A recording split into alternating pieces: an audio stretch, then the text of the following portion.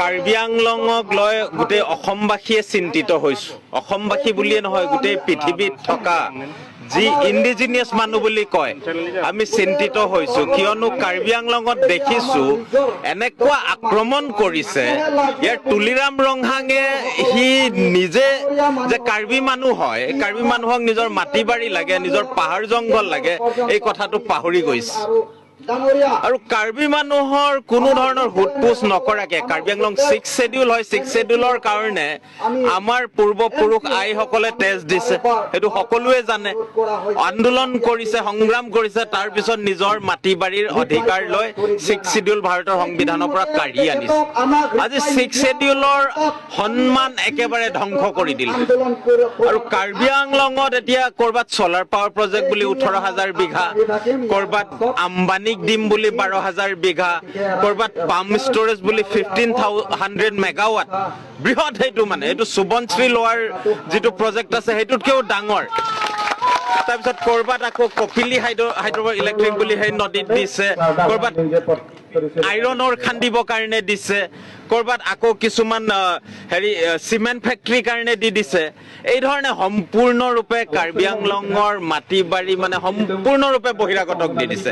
আৰু 6 শেডিউলত কি কয় যে কাৰ্বি আংলঙৰ মানুহৰ তাৰ নিজৰ মাটিৰ ওপৰত অধিকাৰ আছে, তাৰ আমাৰ ট্ৰেডিচনেল চিষ্টেম আছে, that's supreme, আৰু সিহঁতৰ অনুমতিৰ অবিহনে অইন কোনো আমাৰ মাটি কাঢ়ি ল'ব নোৱাৰে।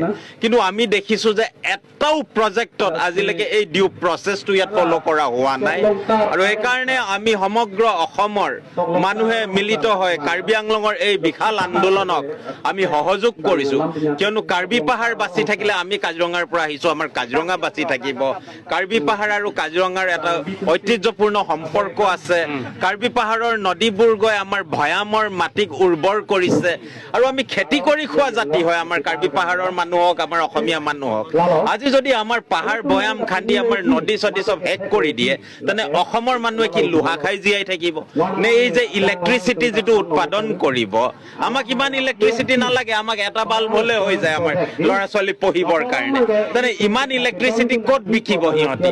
আৰু সেইকাৰণে আমি এতিয়া স্পষ্টভাৱে গম পাইছো যে এটা ডাঙৰ ষড়যন্ত্ৰ চলিছে আমাৰ সম্পূৰ্ণৰূপে এছটি মানুহক ধ্বংস কৰাৰ, আমাৰ জনজাতীয় অসমীয়া মানুহক ধ্বংস কৰাৰ এটা কনস্পিৰেচি চলিছে। তাত তুলিৰাম ৰংহাং আৰু হিমন্ত বিশ্ব শৰ্মা দুয়ো মিলিত হৈছে, নিজৰ পকেট গৰম কৰিছে। সিহঁতি নিজে এতিয়া আমাৰ না অসমীয়া মানুহ হয়, না আমাৰ এছটি মানুহ হয়। সিহঁতি পাহৰি গৈছে সিহঁতি কেৱল মাত্ৰ টকাৰ মানুহ আৰু ডাঙৰ পুঁজিপতিৰ মানুহ। আৰু সেইকাৰণে আমাক শেষ কৰিবৰ কাৰণে এটা ব্লু প্ৰিণ্ট ৰচিছে, আৰু এই ব্লু প্ৰিণ্ট আমি ৰখাবই লাগিব। সেইকাৰণে সকলো কাৰ্বি আংলংবাসী ৰাইজক আমি অনুৰোধ কৰিম, কথাবোৰ বুজক। এনেই কাৰোবাৰ মিছা কথাত আপোনালোকে আবেগত উঠি ভাহি নাযাব। আমি যিবোৰ কথা কৈছো, APSLC-য়ে যিটো কথা কৈছে, আমাৰ সাধাৰণ কাৰ্বি মানুহে যিটো নিজৰ মাটি বাৰীৰ কথা কৈছে, এই কথাটো চিনচিয়াৰলি আপোনালোকে বুজিব চেষ্টা কৰক, কিয় আমি এই যুদ্ধ কৰিছো। আৰু ইয়াত সংযোগ হওক, আৰু তুলিৰাম ৰংহাঙক কাৰ্বি আংলঙৰ মাটিৰ পৰা আমি বাহিৰ কৰিবই লাগিব। নহলে কাৰ্বি মানুহৰ যে চিন চাপ আৰু বেছি দিন নালাগে, 10 বছৰৰ ভিতৰত অসমৰ মেপৰ পৰা যে নাইকিয়া হৈ যাব, সেই কথাটো খাটাং হৈ পৰিছে। কিয়নো ইণ্ডাষ্ট্ৰী বহিলে বহিৰাগত মানুহ আহিব, আমাৰ ল'ৰা ছোৱালীৰ শিক্ষা নাই, আমি না চাকৰি পাম।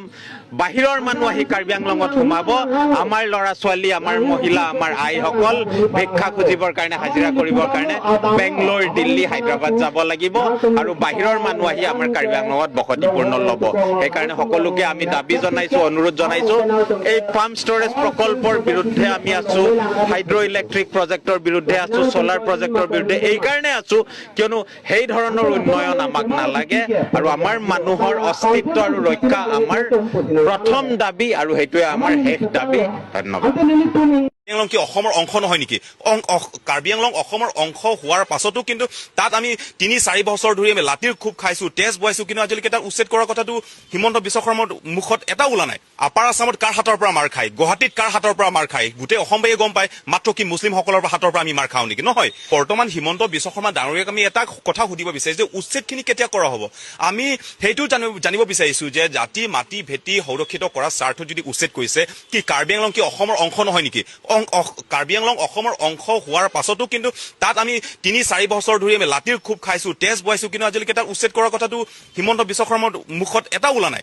সেইকাৰণে আমি ক'ব বিচাৰিছো জাতিক লৈ ধৰ্মক লৈ এটা যিটো উচ্ছেদ চলি আছে এতিয়া অসমত খিলঞ্জীয়াসকলক মানে দবদবনি কৰা বা খিলঞ্জীয়াসকলৰ ওপৰত ঠাট্টা কৰা অত্যাচাৰ কৰে মাত্ৰ কি মুছলিমসকল আছে নেকি বহুতখিনি জাতি আছে আপাৰ আসামত কাৰ হাতৰ পৰা মাৰ খায় গুৱাহাটীত কাৰ হাতৰ পৰা মাৰ খায় গোটেই অসমবাসীয়ে গম পায় মাত্ৰ কি মুছলিমসকলৰ হাতৰ পৰা আমি মাৰ খাওঁ নেকি নহয় বিভিন্ন জাতি আছে জাতি বেলেগ বেলেগ জাতিৰ পৰা মাৰ খাওঁ অসমীয়াসকলৰ টেষ্ট পৰিবলৈ হয় খিলঞ্জীয়াসকলৰ টেষ্ট পৰিবলগীয়া হয় কিন্তু এইমাত্ৰ যিটো উচ্ছেদ অভিযান চলাইছে এটা জাতি নিৰ্দিষ্ট এটা জাতিক লৈ পেলাই উচ্ছেদখিনি কৰিছে সেইকাৰণে আমি এটা কথা ক'ব বিচাৰিছো আমি এতিয়া বৰ্তমান সময়ত অসম চৰকাৰে উচ্ছেদ কৰিছে সেইটো লৈ পেলাই আমি ক'বলগীয়া কথা একো নাই আমি ভালে পাইছো উচ্ছেদ কৰিছে আকৌ উচ্ছেদ হ'ব লাগে পৰাপক্ষত যিমানখিনি হয় উচ্ছেদখিনি কৰিব লাগে কিন্তু যিমানখিনি অসমত বেদখলকাৰী যিমানখিনি আছে একেলগে লাগে সমদৃষ্টিৰে সমান্তৰালভাৱে যিমানখিনি বেদখল মানে বেদখল কোনটো জাতিয়ে কোনটো ধৰ্ম সেইটো নহয় বেদখলকাৰী মানে বেদখলকাৰী একেলগে গোটেইখিনি মুক্ত কৰিব লাগে আৰু কাৰ্বি আংলঙত যিহেতু আমি বাৰংবাৰ আমি চৰকাৰে এতিয়া যিমানখিনি ঠাইত আন্দোলন মানে উচ্ছেদ কৰিছে তাত কোনো এজন তাত আন্দোলন কৰা নাই